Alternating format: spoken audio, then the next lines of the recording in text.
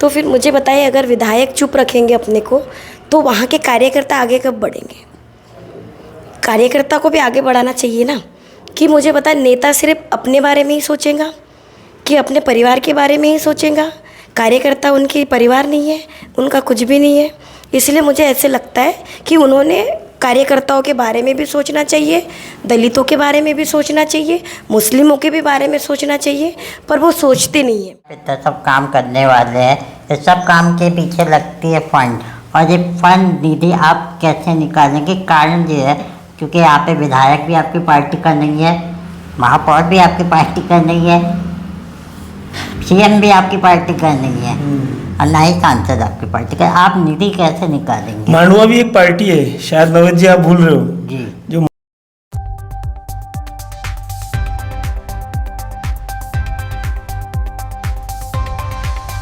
नमस्कार आदाब, आप देख रहे हैं इंडिया फैक्ट न्यूज। जैसे कि आपको पता है, प्रभाग 3 में एक ऐतिहासिक रिजल्ट देखने को मिला है नागपुर महानगर पालिका में।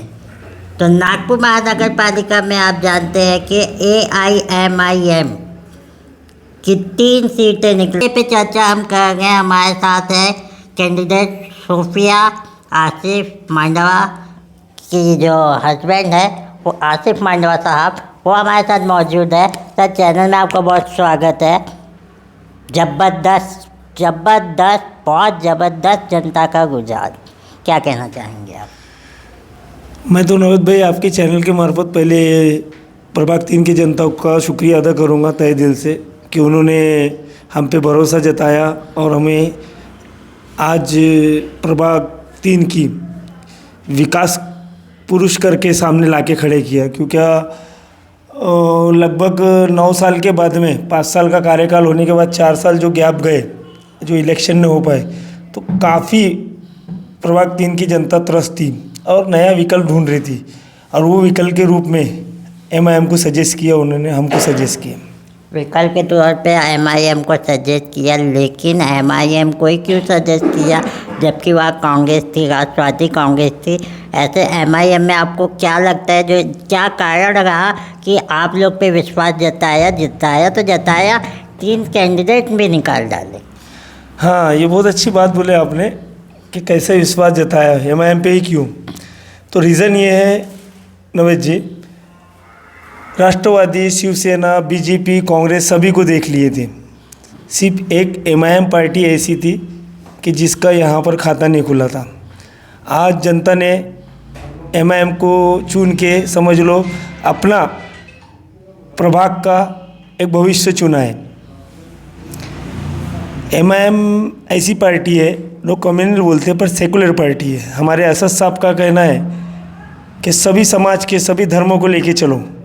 जैसा कुरान शरीफ में उल्लेख है कि आपका अगर पड़ोसी खुश है तो आपसे अल्लाह खुश है।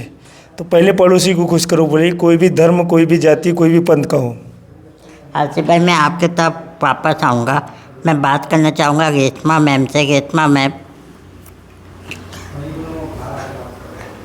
आप जीत गई थी, अचानक ऐसा क्या हुआ कि आपको हारा हुआ घोषित कर दिया गया?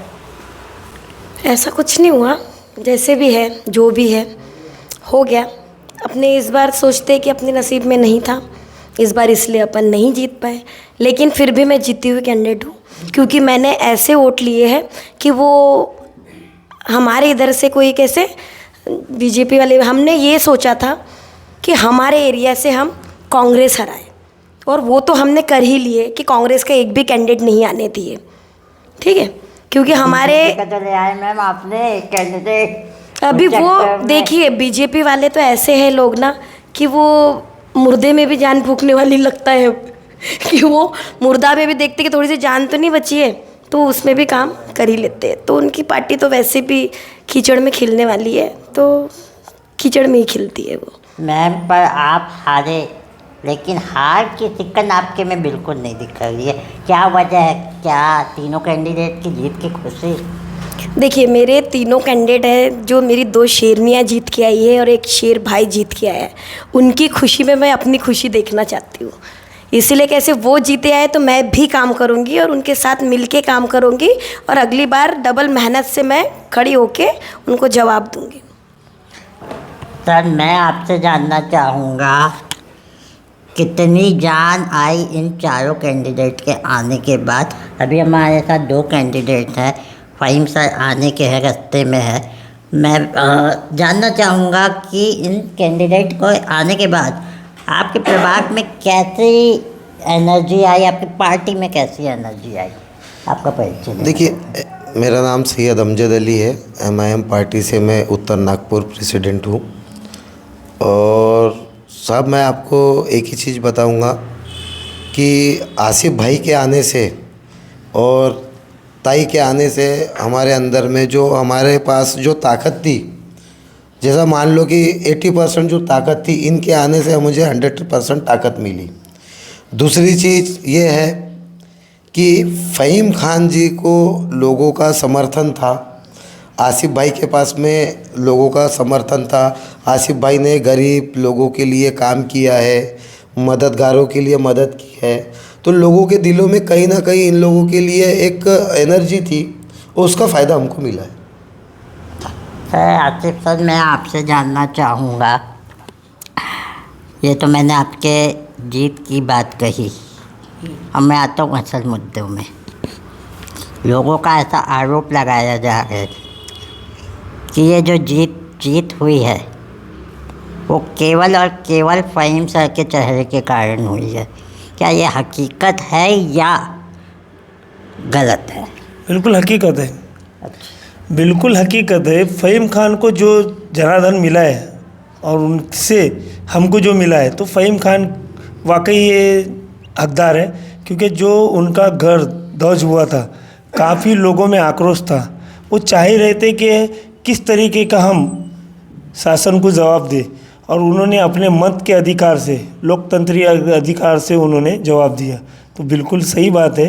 और हमारी भी ये सोच थी कि हमारा, क्योंकि मेरा फ़हीम खान से आज का नहीं, बचपने का रिश्ता है, साथ में हम खेले कूदे हैं, है ना कहीं उन्होंने एक भाई के नाते, दोस्त के नाते मुझे आवाज़ दी कि आसिफ भाई, कहीं अगर कांग्रेस आपको कहीं नकारती है तो आपका भाई आपकी रास्ता देख रहे हैं, आपको आपके भाई का साथ देना है। जो उनके पीछे जो एलिगेशन लगे थे उसको मिटाने के लिए कहीं ना कहीं मुझे बचपने का जो साथ था वो आज आके पूरा करना पड़ा। जैसे कि देखा जाता है आप दोनों की जो वाइफ है हाउस वाइफ रही हैं, अब अचानक इतनी बड़ी जिम्मेदारी उनको दे दी गई है। तो रेशमा मैम तो पैदाइशी पॉलिटिशियन है, हम जब से होश संभाले हैं उनको पॉलिटिक्स में ही देखे गए हैं, पर इन लोग पॉलिटिक्स बैकग्राउंड में नहीं रही हैं। तो आप कैसे देखे गए हैं कि वो किस तरह से नगर सेवक होने की जिम्मेदारी निभाएंगी कि हर जगह आप लोग उनके साथ कंधों पे कंधा मिला के चलें? मैं आपकी जानकारी के लिए बता दूं नवेद जी, मेरी वाइफ ऑलरेडी एक गारमेंट का शॉप वो चलाती है। मतलब पर मेरा ये है कि वो पॉलिटिक्स से दूर गई हैं। बिल्कुल दूर नहीं है, करीब ही है। अगर हस्बैंड लगभग 20 से 25 साल से पॉलिटिक्स में है, एक सोशल वर्क है, तो कहीं ना कहीं उसका है ना वहाँ नाता ही है, घर की लेडीज़ है। क्योंकि एक क्या होता है, घर का जो मुखिया रहता है, जो उसकी पार्टनर रहता है, कहीं ना कहीं उसको सारे हाव मालूम रहते हैं। हाँ ठीक है, उतने टाइम उनके साथ कंधे से कंधे मिला के चलने वाले हो, जहाँ पे वो फंसेंगी। बिल्कुल कंधे से कंधा मिला के चलने वाले हैं। और काफ़ी उनको नॉलेज है कि भाई उनके हस्बैंड जो आज तक के जो सोशल वर्क कर रहे हैं लोगों के बीच में, तो कहीं ना कहीं उन्हीं को भी पता है कि भाई सिखाने की ज़रूरत नहीं, उनके अंदर में ऑलरेडी है। और थोड़ा कुछ जो बाकी है तो वो हम बिल्कुल कंधे से कंधा मिला के ला देंगे। अच्छा भाई, प्रमुख मुद्दे क्या लगेंगे अभी प्रभाग 3 में आप लोग घूमोगे? तो प्रमुख मुद्दे तो हमारे नवेद जी, पहले तो हम शिक्षण पे ज़्यादा फोकस कर रहे हैं। हमारा मेन बिंदु वो है शिक्षण।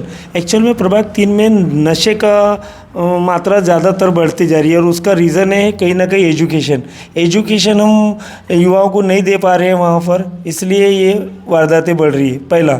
दूसरा सेकंड टर्म ये है कि भाई सेकंड ऑप्शन ये है कि वहाँ पर नहीं क्या ज़्यादातर झुग्गी झोपड़ियाँ है ना, और उसको लेगलाइज करने का हम पूरा प्रयास करेंगे। और तीसरा इशू ऐसा रहेगा वहाँ का कि वहाँ पर कहीं रोज़गार का ऑप्शन ऐसा है कि वहाँ पर रोज़गार नहीं है, तो हम ज़्यादातर ये चीज़ों पे भी ध्यान देने वाले हैं। तीसरा ये, चौथा ये है मामला रहेगा कि वहाँ पर हॉस्पिटल की बहुत ज़रूरत है, क्योंकि वहाँ से मेवा मेडिकल बहुत डिस्टेंस में पड़ा जाता है, तो मरीज़ को कहीं ना कहीं दिक्कत होती है वहाँ तक के जाने को, ट्रैफिक वगैरह को लेकर। तो हम दवाखाने को भी लेकर वहाँ पर बड़े चिंतित है और वहाँ लाएंगे हम। यहाँ पे जैसे देखा जाता है उत्तर नागपुर में एक बहुत बड़ा हॉस्पिटल, अम्बेडकर हॉस्पिटल, उठा के कहीं और ले जाया गया, तो आप क्या वापस लाने की कोशिश करेंगे? बिल्कुल करेंगे नवज जी, जितना भी बन पड़ेगा हमसे। हमारे जो असद साहब है, बैरिस्टर असद साहब, उनके कह के जो चीज़ें की ज़रूरत है उत्तर नागपुर में और जहाँ तक के प्रभाग 3 में, हम वो चीज़ें लाने की पूरी कोशिश करेंगे। मैं उत्तर नागपुर का इलेक्शन के टाइम सर्वे कर रहा था सर। यहाँ का विधायक भी रहे हैं नितिन राउत साहब, और नगर सेवक भी यहाँ पे कांग्रेस के रह चुके हैं, बीजेपी के तो थे ही थे, बट सड़कें तक नहीं है वहाँ पे आपके प्रभाग में। मुझे उत्तर नागपुर से 2 नंबर नाका मांडवा तक जाने के लिए 4 घंटा लग गया कार से, तो ये भी एक प्रमुख मुद्दा लगता है। बिल्कुल प्रमुख मुद्दा ही है ये, इसीलिए तो आप जो जनार्दन हमें मिला है, कांग्रेस ने और बीजेपी ने जहाँ पर एसटी, एससी, ओबीसी है, तो इनका शोषण नहीं किया है। कैसा है, आज जागरूक हो गए, शिक्षित हो गए लोग, समझ में आ रहा है कि कौन हमारे साथ में खेला कर रहा है। और ये जो जवाब देने का रीज़न है विधायक जी का, हमारे विधायक जो महोदय है, उनको जवाब देने का जो कार्य किए हमारे प्रभाग 3 की जनता ने, तो यही है मामला। रेशमा मैम, आप भी काफ़ी दिन तक नितिन सर के साथ काम किए, तो अब आपको कैसा लग गया जब आप दूसरी पार्टी में आए? तो मैंने नितिन राउत साहब को अपने 17 साल दिए, मैं यूथ कांग्रेस से काम कर रही हूँ वहाँ पे, लेकिन वहाँ पे कैसे बोलने की किसी की हिम्मत ही नहीं होती है, क्योंकि साहब ऐसे बोलते हैं कि कुछ बोलने जाओ तो चुप हो जाओ। तो फिर मुझे बताइए, अगर विधायक चुप रखेंगे अपने को, तो वहाँ के कार्यकर्ता आगे कब बढ़ेंगे? कार्यकर्ता को भी आगे बढ़ाना चाहिए ना, कि मुझे पता है नेता सिर्फ अपने बारे में ही सोचेगा कि अपने परिवार के बारे में ही सोचेगा। कार्यकर्ता उनकी परिवार नहीं है, उनका कुछ भी नहीं है। इसलिए मुझे ऐसे लगता है कि उन्होंने कार्यकर्ताओं के बारे में भी सोचना चाहिए, दलितों के बारे में भी सोचना चाहिए, मुस्लिमों के भी बारे में सोचना चाहिए, पर वो सोचते नहीं हैं, क्योंकि वो जीत के आने के लिए बोलते हैं कि मुझे मुस्लिम वोट चाहिए और दलित वोट चाहिए, क्योंकि वो दलित नेता है। तो दलित नेता रहने के बाद में उनको हमारा साथ देना चाहिए। जनप्रतिनिधि के तौर पे चुन के भेजा है, आपने अभी थोड़ी देर पहले बताया है आपके कौन कौन से मुद्दे रहेंगे, लेकिन सबसे बड़ा मुद्दा आपके यहाँ रोज़गार का रहेगा। क्या आप प्राइवेट फैक्ट्रियाँ लाके यहाँ पे लोगों को रोज़गार देंगे?